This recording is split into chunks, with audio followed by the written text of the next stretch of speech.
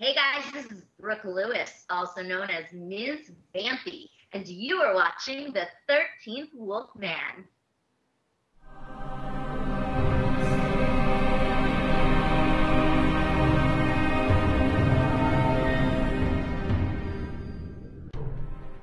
Hey everyone, I'm the 13th Wolfman. You know who I have with me? I have Miss Vampy. I have Brooke Lewis. Welcome to Sit Down, Brooke. Thank you, Wolfie. Do you like my shirt? I wore it just for you. I love that shirt. I saw that shirt in Suze Lanier's video.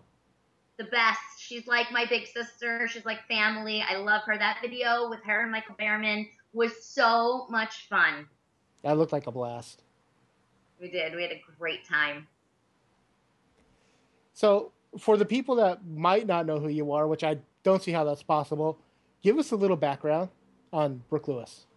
Anything is possible, Wolfie. You know, I have such a crazy career path, and I started my career in New York when I was young, right out of college, on Broadway. I was singing and dancing as a kid. Started my career on Broadway. I did Tony and Tina's Wedding off Broadway, the mobster comedy. And it's funny how life sort of like leads you where it's like you don't even expect it, and it just kind of leads you wherever you're supposed to go. From that, I was doing a lot of comedy stuff, a lot of mobster movie stuff, moved to Los Angeles, and never in my wildest dreams did I imagine I would become a quote unquote scream queen. But I loved horror films. I loved vampires since childhood. I was a big 80s horror girl. You know, we used to have like the Friday the 13th marathons we would watch on TV and stuff when I was little.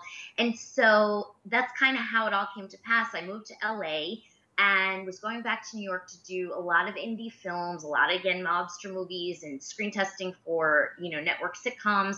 And all of a sudden, about 8 years ago or so now, probably more actually, about 9 years ago, we did this one horror thriller that Ken Del Vecchio executive produced back in New York. I starred in it, right, with Charles Durning, rest his soul, Michael Pare, Eddie and the Cruisers, like crazy, Eric Edibari from Lincoln Lawyer.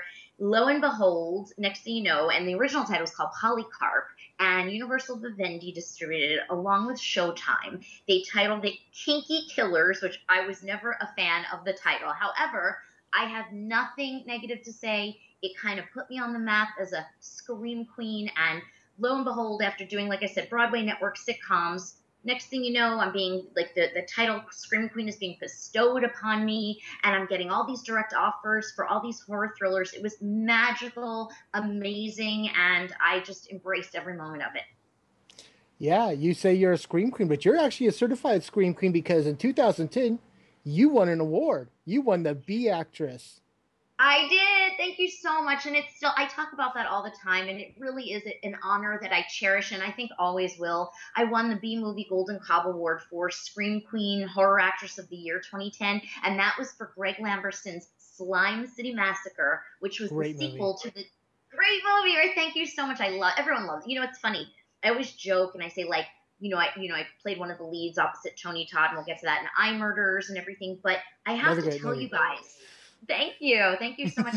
To all the horror fans, this is so crazy. Like, you know, to compare everything, and I hate to compare because every film is so different, but with iMurders, you know, we had a cast, like, it was a way bigger budget. Gabrielle Anwar and Billy D. Williams and Tony Todd and William Forsythe and Frank Grillo and all these amazing actors. And yet, Slime City Massacre, I get more fan mail. I get more recognition because the cult horror fans, God bless Greg Lamberson, he knows what he's doing. They just support and represent and, like, stick with those films. It's amazing to me. It is great. Yeah, that's so glad you love it. Oh yeah, well, much like you know, you said you're a horror. You were a vampire fan growing up. I've been a horror fan since I was 5 years old, and I'm a little up in the age, you know. So. Well, you're looking good, Wolfie. You're looking good. Yeah, I got quite a few decades on me, but. I'm older than I look. Yeah, there you go. Another thing I want to talk about, I got a feeling that this is something you'd like to talk about too. Just for quick, you've done a charity event for breast cancer awareness. Yes. And Many. One of them, yeah, well, one that I remember you guys talking about was Bowling for Boobies with Serena Vincent and the other ladies of horror. Yes. You guys, is that an ongoing event you do every year, that specific one? You know what, Wolfie? It was an ongoing event. It was for Busted Foundation, and the event was called Bowling for Boobies, as you know, and we were the Dread Central Starlets. And how that came to pass was in 2008, and I had just broken out as a Scream Queen in about '07, '08, and Sean Decker had contacted me and contacted a series of actresses who kind of broke out in that time frame in the genre and put together an incredible team. And I ended up being the co-captain because it's something that I fought for and believed in so much to fight for breast cancer. And we did the Dread Central Horror Starlets team, and it grew and grew and grew. And we did that event and that charity for 6 years. It was incredible, and it built up so big that yes, we did by the end had Serena Vincent and Christina Cleave and just extraordinary actresses who I love. Who else was there? Carly Baker and Ann McDaniels came in at the end. That's what I was trying to think of. And yeah. So like by the end, it was this like rock star gig. It was almost like a mini sorority for Dread Central. And so then some things changed as far as the actual event went, and we all kind of got, I hate to say it, but so insanely busy in the last year or so that we're not doing it this year. We didn't do it last year, but I have a feeling at some point we'll be back, whether it be for that charity or another, because we worked so great together. And to have beautiful, powerful women in Hollywood pull together and take a stand for a charity, and especially a charity for women, because I'm all about female empowerment, was tremendous and something that I'm a big proponent of. Well, the great thing is that Busted was a charity where, and I remember seeing the ad for Bowling for Boobies where you guys were saying 100% of the money goes to women that need it, whether it's for bills or just something to help them get by, or so that's a really great charity. It's not just, hey, here's money for cancer research. Here's money to help support them. I couldn't agree with you more. And I've really helped with a bunch of breast cancer charities. I was very blessed. I was actually the Hot Hunks of Horror hottie for the Hot Hunks of Horror calendar 2009, which was incredible. And that went to like the Lynn Sage Foundation, which, you're correct, does breast cancer research and testing. So this for Bust Foundation, I couldn't agree with you more. For us to be able to do the autograph signings and do the event locally and meet the women, they would come in who were beating it, who were actually in remission for breast cancer, and we could see them, and they would thank us and hug us and cry and say, "You guys helped me to survive for the last 3 years." That direct contact and to be able to hug someone like that who's in remission, who's beat the battle, it's so rewarding. I have chills. I have like goosies as we're talking about it. Yes, that's correct. Well, I've got to say thank you to you and your cohorts. Thank you. I think it's a great charity. I've known some ladies in their life that have dealt with it. So.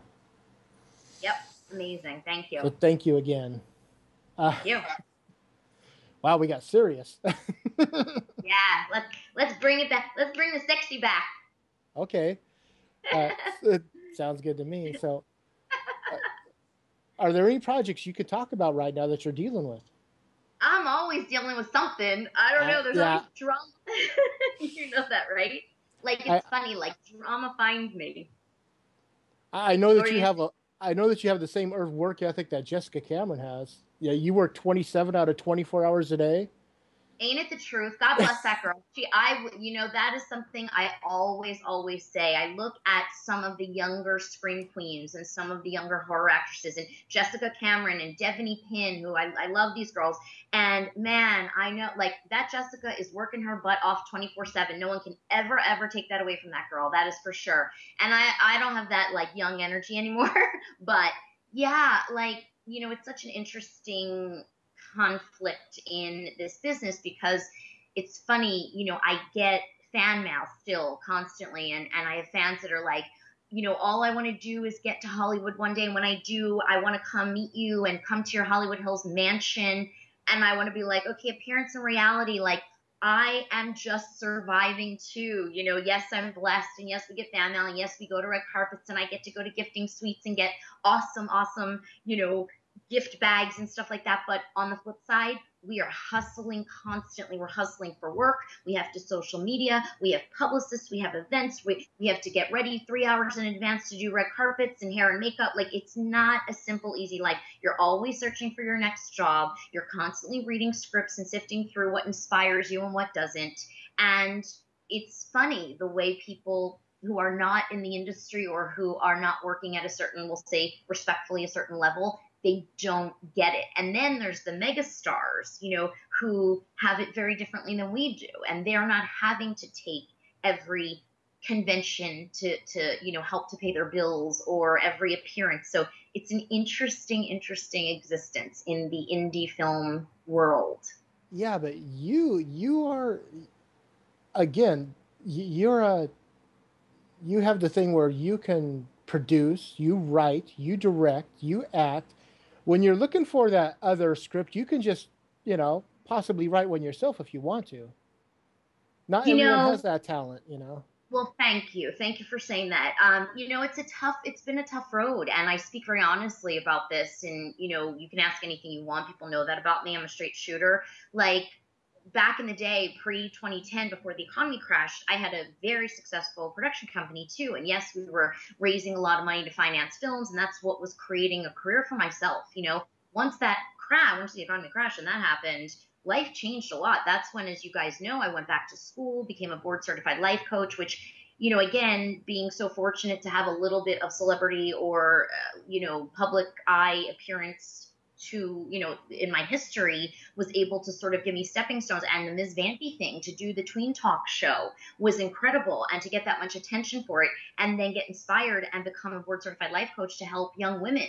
So I've got all these careers, and actually that I would love, right? You know that. I'd love to shout out. I'm launching, and you guys are getting like the first exclusive. Here we go. I am finally, because people have been asking, my publicists have been asking me, like, where's Ms. Vampy? And it's Halloween time. Is she going to come out with another web series? You know, we did the dating series that Stacey Lane Wilson directed a couple of years ago, which I'm so excited about, Ms. Vampy's Love Bites. And now I'm launching the Ms. Vampy's Teen Talk. You know, she's a Brooklyn vampire. It's Ms. Talk. It's Ms. Vampy's Teen Talk. There's a lot of power in your choices. So it's a teen book for teen girls about making powerful choices, and about how, you know, one choice, with every choice there's a consequence, and one wrong choice can change your life for better or for worse. So we're launching the ebook on Thursday the 1st. And come on, moms, anybody with teen girls, they need to read this. It's a self-help book for teens. Thank you to Stacey Lane Wilson. She designed my cover. It's so cute. And we're launching it on the 1st on Amazon. Okay, well, we're going to have to get the link to that so that when this goes up tomorrow, we'll tweet it out. I would love that. I will send it to you guys when we're done. Yeah. Thank you. That's great. Yeah. And, you know, again, it's to prove that, you know, I got a lot of flack originally from Ms. Vampy, you know, and the horror universe loved her. They were like, she's going to be the new Elvira. And then a lot of Hollywood stepped in and was like, well, how can a horror icon be a positive role model to teen girls? And I'm like, you know what? Watch me. Because when I get challenged, I will show you how. And we need that. And the horror community needs positive role models, because there's so much beauty and creativity in the horror genre, and we get a bad rap sometimes. Oh, yeah. No, I think it's a great thing. I've watched a few episodes of Miss Vampy. She is hilarious. You know, to me, it's kind of like Fran Drescher. You know, yes. Fran Drescher had a kid with Dracula or something like that. You know, yes. She's modeled actually after Mona in My Cousin Vinny. Oh, remember her? Yeah, Marissa Tomei. No, best character ever. No, it does not hold water. Yeah, the water scene. Yes, the little Dia, and bam, love that. That and the two Utes. Yes. Great movie. One of my favorites. I've seen it way too many times. It's worth it. That's funny. So, have you ever turned down a role for one reason or another? I've turned down many. I would be a lot more famous and a lot more rich had I taken everything. But I have turned down many, and I'm blessed that I've gotten direct offers in my career. I know a lot of actors can never say that. I made a very, very strong, powerful choice early on because I still had my hands in the sitcom world and the, kids world, that I chose not to do nudity in an indie film. I'm not saying I would never. I mean, at my age now, I don't think anybody's going to want it, but I'm not saying I would never. If like Scorsese came down and shot the next Goodfellas, I'd probably show my booty in a heartbeat. But I made a very clear choice that unless it was an unbelievable role, I would never do that. So I've never done nudity. I've turned down roles about being killed because I've never been killed in a horror film. It's crazy, I know. And I've definitely turned down scripts that just didn't inspire me. They weren't up to what I was committed to at that point in my acting career. So yes, I've turned down many and have gotten a lot of shit for it. So you know what though? There's a lot of strong actresses out there that haven't done nudity. I don't have any qualms with it. Show it or don't show it, whatever. I agree. And all my friends are from porn stars to strippers. God bless everybody. It's just a matter of what works for you. That's it. Exactly. It just, with all this stuff I have going on and the coaching stuff, and it just doesn't kind of work for my brand, but all good, So, and yeah, you asked before real quickly, a couple projects to shout out to before we go, because right now is like a hot time, and I'm so grateful, all the publicity and press, and thank you guys again for doing this. We just re-released Lazarus Apocalypse, which was originally Lazarus, Day of the Living Dead. Thomas Churchill directed. So that came out. We just did a signing at Dark Delicacies on Saturday. And Neil Johnson's Starship Apocalypse, which is part 2 to Starship Rising, great sci-fi flick. We just did the premiere at Action on Film Festival last Friday night. That was awesome. 2 Friday nights ago. Awesome. And now we've got Greg Lamberson's Killer Rack, where I do the voiceover to the killer boobs. And that is hitting every like crazy horror festival and like winning all these awards. So I'm really excited. There you go. Yep, a lot going on. That's a lot. Yeah. I have to ask one last question. And sure. Okay, well, is Miss Vampy, a.k.a. Brooke Lewis, single? And if she is single, what does it take to steal the little heart of hers? I love that question. Both Ms. Vampy and Brooke Lewis have big hearts. Big. Yeah. Okay, so... well, Ms. Vampy's a little more high maintenance than Brooke Lewis. Ms. Vampy likes her Godiva chocolate and her Bloody Marys, and she's a real diva. Brooke's a mini diva. So for me, it's all about romance. Yes, I'm single. I'm always single by choice, but I date. Don't you worry. But I'm single too, by the way. Oh, really?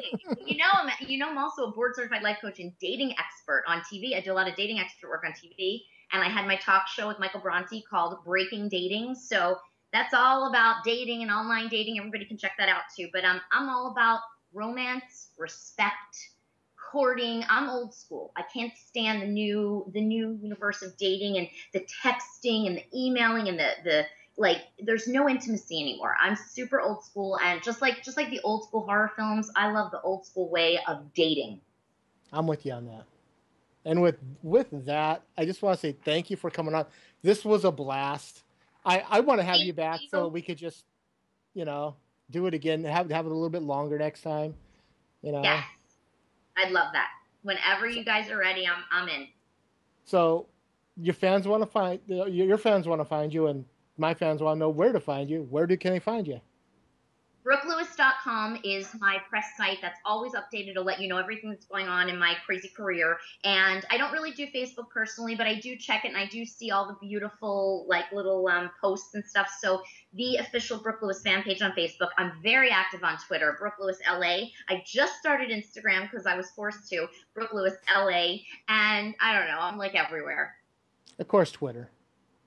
I love Twitter. Easy. Yeah. Easy peasy. That's what I need. Like in the busy day, I like to throw out a tweet. I like to say hi to everyone, send love, and move on. That's great. And with that, Brooke Lewis and I are going to hold hands and go out on the prowl. We're going to prowl. Thanks, Wolfie.